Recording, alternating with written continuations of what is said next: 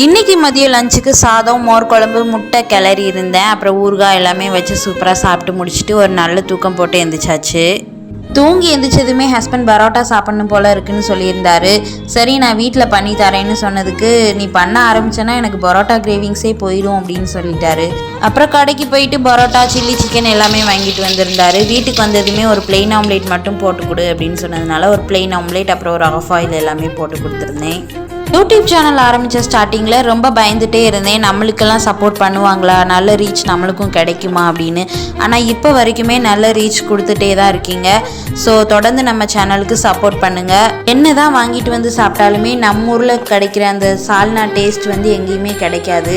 இந்த மாதிரி சின்ன சின்ன விஷயங்களில் தான் நம்ம ஊரை எந்த அளவுக்கு நம்ம மிஸ் பண்ணுறோம் அப்படிங்கிறத நம்ம தெரிஞ்சுக்குவோம். அதுக்கப்புறம் ஹஸ்பண்ட் வந்ததுமே 3 பேரும் சாப்பிட்டு முடிச்சிட்டோம். இன்றைக்கி டே இப்படி தான் போச்சு. இது மாதிரி ஒரு வீடியோஸ்க்கு நம்ம சேனலை சப்ஸ்கிரைப் பண்ணிடுங்க. Bye guys.